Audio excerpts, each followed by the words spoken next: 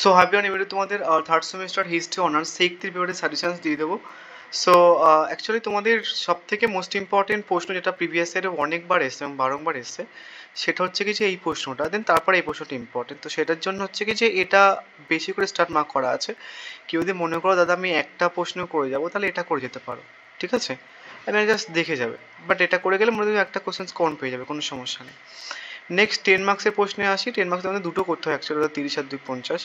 এবার সব থেকে বেশি ইম্পর্টেন্ট হচ্ছে কি যে এটা, এবং তারপর হচ্ছে কি যে এটা, মানে দুটো প্রশ্ন। এবার যদি কেউ রিস্ক নিতে চাও তাহলে হচ্ছে কি দুটো করে যেতে পারো। আর দুটো করে গেলে তুমি এখান থেকে দুটোই কমন পেয়ে যেতে পারো, আদারওয়াইজ এখান থেকে তো একটা মাস্ট কমন পাবেই পাবে যদি রিস্ক নিতে চাও। আদারওয়াইজ কিন্তু তোমাকে বেশ কয়েকটা কোশ্চেন্স করতে হবে, যেমন সামাজিক আন্দোলনে থিয়েটারে সঙ্গীতের প্রভাব। নেক্সট হচ্ছে ঐতিহাসিক ঘটনার উপর নির্মিত একটি বাংলা চলচ্চিত্রের উপর প্রবন্ধ লেখো।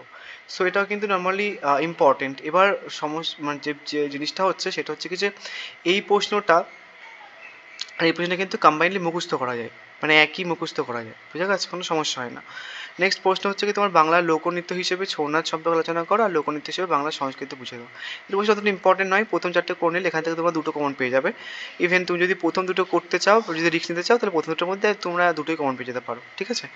সো ভালো করে পরীক্ষা দাও, অ্যান্ড আই থিঙ্ক তোমাদের ডিএসসি 3 এবং ডিএসসি 4 খুব ভালো পরীক্ষা হয়েছে, ঠিক আছে? So thank you.